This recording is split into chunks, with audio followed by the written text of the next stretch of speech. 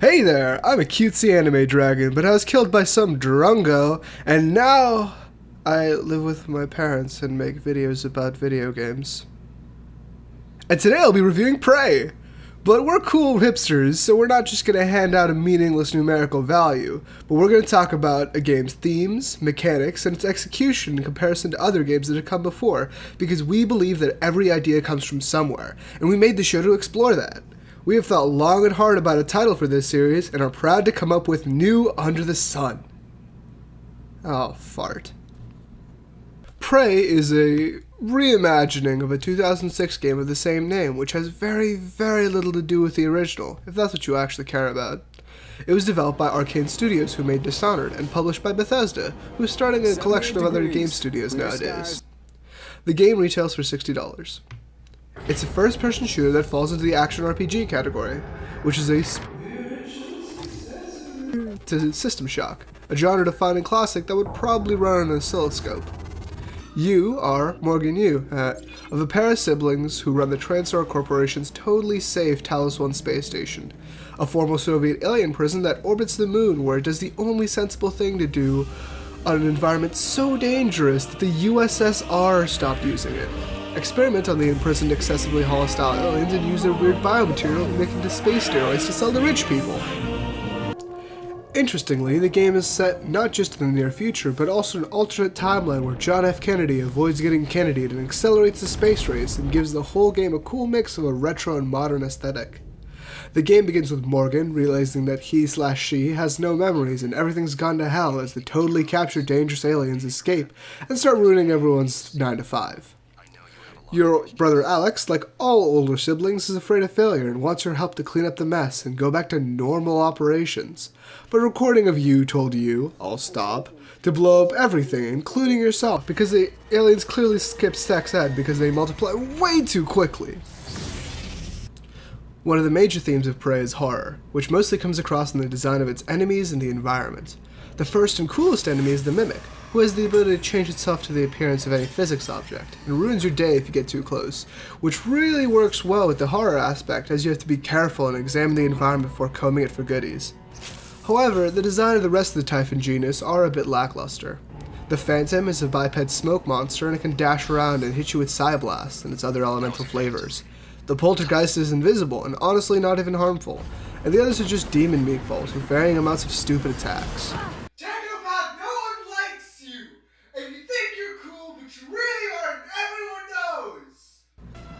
The environment design is where you get most of your proper horror.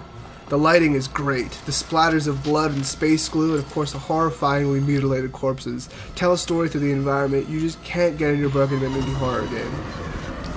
Now normally we would talk about the theme of horror compared to other games, but the way Arcane and Bethesda made this game is interesting. Prey has taken much more than a lingering look at the Shock series of games, and has even been called a spiritual successor to System Shock 2, an FPS RPG from 1999 which defined the genre of sci-fi horror video games. Many of Prey's thematic elements are from both Bio and System Shock, and I talk about them as a whole at the end of the section. This is why I said not to do Prey for the first one! God! No one listens to me! Prey asks us to imagine a future world with an ideology that's been taken to its logical completion. In this case, being the manipulation of genes to create a more powerful and intelligent people, and also the best kind of capitalism, the rampant and caring kind. Although the intention is to look at the dead bodies of all the people you, I lied, knew and get sad, by playing the game and learning the history of the world through the in-game emails and audio journals, Prey implies the destruction of the station was brought about by humanity and its need for superpowers via syringes. Are you here for an appointment? It tells of a tale of an unconquerable outside threat, but the only thing that gave them that status was the hubris of humanity and its pursuit of profits and newer, shinier things. But it also focuses on a topic that's not as prevalent in our modern times. The linchpin of the story is an examination of identity and the actions that make you who you are. Besides the overarching choice of whether or not to blow the ship to Kingdom Come, there are also a lot of side missions given by characters in-game, and it's up to you if you want to help them or just take their stuff. The choices you make affect the ending of the game, and make it feel like your actions actually have consequences, making the identity theme one of the major strengths of the game. How this theme is integrated into gameplay relies on the use of neuromods. a strange alien biochemical mixture that rewrites the neurons in your brain so you can learn skills, like hacking, repairing complex engineering components, and shooting lightning bolts. You know, the basics. But as they are made out of freshly squeezed aliens, they literally start changing your genetic makeup. Too much alien juice, and the turret that normally shoots at the alien shoots at you. Even more, and the aliens see you as a mutated specimen and send the nightmare after you. It gives a lot of weight to what decisions you make, not just what skills you feel are necessary, but also who in the world you help and hurt. And it's things like this that really take advantage of video games as the most interactive medium. Any basement dweller who pretends to know anything about video games can tell you that Prey is trying to be System Shock 2. But what does that mean from a theming perspective? I feel like revisiting System Shock 2 would be a painful experience for any modern gamer, as the interface is confusing, the polygons are jaggy, and the hotkeys stretch to the horizon. There's a different game that was meant to be a successor to System Shock, and it even had one of the major designers from the original game, Ken Levine. Talking about BioShock. One, not Infinite, because it's more of a horror game, and Infinite storyline makes me feel like I'm playing something that's too pretentious for its own good. BioShock being an FPS RPG with horror elements taking place in an underwater dystopian society based on Ayn Rand's ideas of self-determination and virtues of selfishness, because that's how you make a cohesive society. Fluffy, you got mine. When it comes to horror, BioShock wipes the floor with Prey, as besides the mimics, Prey's enemy design loses its fear factor very quickly. While BioShock's big daddies, Sploicers, and other ilk have a very distinctly disturbing familiarity to them that you just can't get with big floating meatballs with varying amounts of stuff on them. Both worlds have a large amount of history behind them, and it really feels like at some faraway point it would have been a living, breathing world. The visual storytelling is fantastic, and really adds to the immersion of the experience. Personally, I prefer Prey's aesthetic because of the variety of architecture and detailing, but BioShock's uniform aesthetic fits its story and I wouldn't change it for something different. So on that front, it's a tie. Both games possess a moral choice system. BioShock has Adam, a resource that gives superpowers produced by little sisters, who you can harvest and get a lot of Adam, or save and get very little. The benefits of killing the little sisters come through the Adam you get by harvesting them. But this also contributes to the bad ending, where you're the new Mecha Hitler. Prey wins easily on the moral choice front. Actually hearing and seeing the states of the people you're saving as you're playing the game and not just at the end involves you more than the binary decisions of killing goo-bearing children. And Prey's system really makes you feel like you're rebuilding someone as a person. On the topic of identity, while both games start you in the wonderful state of knowing literally nothing, they take differing story focuses, as Bio takes you through this history of rapture, while Prey focuses on finding who you were and who you are now. BioShock focuses much less on the player, that's you, or in this case me, as a character, which makes BioShock's ending lack the emotional punch that Prey's had. And I won't be spoiling either because you don't buy the game, at least support the unruined YouTubers who do whole playthroughs, especially the ones who keep their mouths shut. As Prey wants to be just like Big Daddy System Shock and be a horror game, the combat flow is generally slow, but pockmarked with extremely high-tension engagements, as before all fights, you're encouraged to sneak around, check for medics, and prepare beforehand, unless you want to be turned into a smoke monster's new conversation piece. There are two main ways you can deal with the game's baddies, weapons and abilities.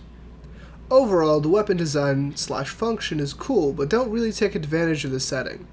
The only unique weapons are the Q-beam and the glue gun. That glue gun, however, is used extremely well. It's basically a caulk gun that shoots streams of a sticky substance that swells and solidifies. It can be used to plug up cracks, immobilize enemies, fix your broken marriage, and create makeshift bridges and platforms. The Q-beam is a laser cannon that makes things explode. The shotgun, wrench, silenced pistol, and the stun gun are all self-explanatory, and it's a bit of a letdown as you get the glue gun near the beginning of the game and the Q-beam at the end. It's a mediocre sandwich with really creative bread. A big point of the combat in Prey is to find the proper weaknesses and strategies when fighting enemies through scanning them, and good old shooting them as seeing if they turn into a gooey puddle or laugh at you like you try to eat your salad with a dessert fork. Researching enemies and trying different damage types on them, based on weaknesses, is the bones of BioShock's combat. How awkward for Prey, as BioShock's multiple damage types aren't locked in the ability tree, as almost all the guns in Bio use several different ammo types for increased damage versus certain enemies, and also taking pictures of enemies is much more convenient than staring at them for a while, especially when trying to remain hidden. The abilities are much more interesting, as they also come with the caveat of being tied to the Neuramon system, meaning you could get that sweet upgrade to the Lightning Bolt, but you may need an upgraded hacking or picking up heavy stuff perk so you can progress. And just like System Shock, if you spec wrong, you will be blocked from proceeding and not be able to finish the game. I came to 2 of these sections myself after the station was put on lockdown 2 different times for story reasons. Specifically speaking about the abilities, there's the Knockback Blast, Fireball, and Lightning, which are all very good for combat, Mimic and Telekinesis for hiding and derping around, and Psycho Shock, which deals damage, disables enemies' abilities, and completely turning off the horror factor for all the enemies. There's also a Machine and Alien Brainwash, but who cares when you have... Getting all the superpowers gives you negative debuffs in the neuromods, like the whole turret thing, but you can just blast the turrets down as they're pretty flimsy, and the Nightmare isn't that scary if you have enough ammo for your guns. Or you have... Much like Bioshock 1 and Infinite, the game is plenty difficult and presents a good meaty challenge for any avid gamer, but can have that difficulty vanish with the choice of certain upgrades. A much different game that has the same kind of ability-based playstyle is Deus Ex Human Revolution. Because I haven't played the original, Mankind Divided is a travesty and no one cares about Invisible War. Deus Ex Human Revolution is a third-person action game with RPG elements. It has a lot of customizability, especially with upgrading your character and their weapons, which allows you to tailor your upgrades to your personal gameplay style. Even if you go a full guns blazing build, the game won't chastise you if you try to sneak around to get some advantages. Beside the boss fights, there are several ways you can tackle the game's challenges, with parallels, praise, and multiple gameplay paths, but the difference comes in the mercy of the system. Deus Ex Human Revolution allows you to get as many or as few augmentations as you want. Prey demands that you have at least a few essential modifications. But I kinda like Prey's system more. While both games are very challenging games, Prey's modifications feel like a necessity for survival, and no one tells you that. You play through the game and figure out the challenges and decide what you need. In Deus Ex, you just kinda choose whatever sounds cool. The game's upgrade systems mirror the stories, as Prey is a harrowing survival situation which you need to claw for every advantage, while sacrificing humanity, while Deus Ex looks cool but doesn't have a very consequential narrative. The crafting system is what runs the whole survival economy. In-game, you can pick up random junk and use a machine called a recycler, breaking into crafting junk. This means there are no stores in this game. You get all your everything, your ammo, your health packs, your Starbucks, your hopes and dreams, all from crafting menus. It adds an interesting dilemma to the game where you have to choose between ammo for your guns or more health packs. The thing is that this interesting dilemma is more of a gameplay hindrance than any kind of metaphor. You get so much exotic material, it just seems more common than actual metal. Metal material, which is needed not just for medkits and upgrade points, but also all the ammo, except for the toy crossbow, but hush, I'm trying to make a point. Which you need so you can shoot the teleporting licorice monster. This forces you to scrounge for tin cans, rusty spoons, and burnt circus boards if you actually want to keep all your wiggly bits inside of you. If you haven't found enough junk to keep yourself equipped, you experience a very soulsy situation where you're running at enemies with your wrench held high, hoping to stun lock an enemy long enough that you can kill them. Recycling your junk does feel cool, but it forces the pace to a crawl while the player scrounges, rather than killing big old critters. Crafting also made a big impact in Fallout 4, which looked really good until Bethesda took the RP out of my G. While Fallout 4 had a lot of picking up useless junk until you could get it to a crafting table, it wasn't nearly as cool because Fallout 4 had a specific materials came from specific junk and weight limits, and really increased the amount of time it took to decide what I could drop so I could pick up another typewriter, which is a silly thing to be thinking about in a post-apocalyptic wasteland. Prey's Recycler is just a cooler, more thematic version of selling the junk you don't use so you can buy better stuff. But it really sells the future feeling of the setting, and makes finding the random junk still feel gratifying, because pistol ammo costs way too much and you don't get another ranged lethal weapon for a while.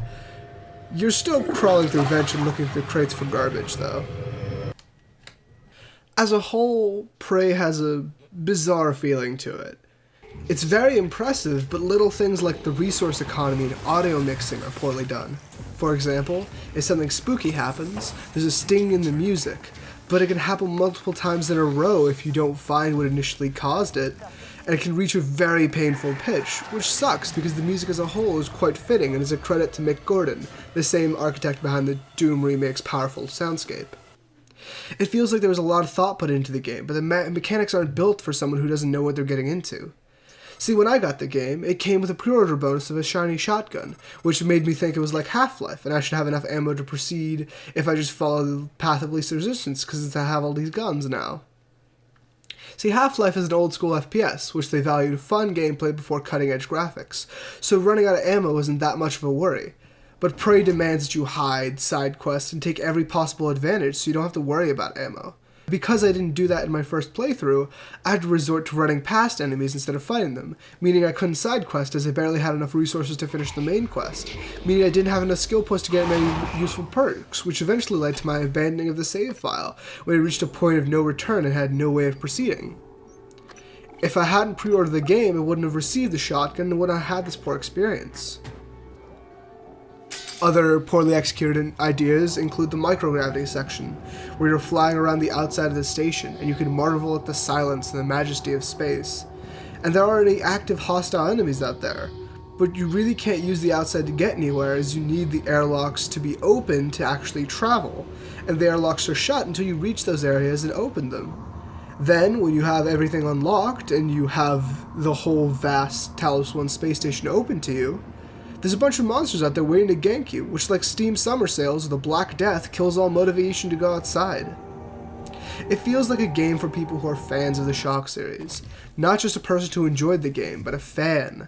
When I started the second playthrough with the proper mindset, I had a much more enjoyable experience, but I was still experiencing the same issues with ammo efficiency and running out of metal because although I knew I had to scrounge for resources, I just really didn't want to. And I was already behind schedule. After I beat a game, I can't bring myself to play it again, which is a shame because I would replay Half-Life, and that's a much cheaper game. On a performance front, Prey does very well. There were a few cases of enemies and objects and you falling through the floor, but only one time did this lead to a save scum, when I flew through the space station and was trapped inside the walls. There are some other reported bugs, but Arcane was actively patching it, which is nice. But if just the bugs are taken care of, I still wouldn't replay the game, as playing it felt like a chore, and most of my enjoyment came from when I was significantly overpowered, and that was at least 8 hours into the game. Prey is in no way a bad game. It was fun, interesting, if not unique, and showed a lot of great promise in the story setting and staging, but is let down by its poor management of its gameplay ideas. My recommendation is to play either BioShock or Half-Life 1. Specifically the Black Mesa remake, especially after they finish off Zen. Play BioShock if you want a similar gameplay experience, but not as economically challenging, even though the remaster still has some issues and is a blatant cash grab. Black Mesa if you aren't a fan of horror or scrounging for additional pylons. But if you've already played and beat BioShock 1 in Infinite, and you want something different but not that different, Prey is a great option for you. But honestly, I would wait for a sale, because holy shit, split $60.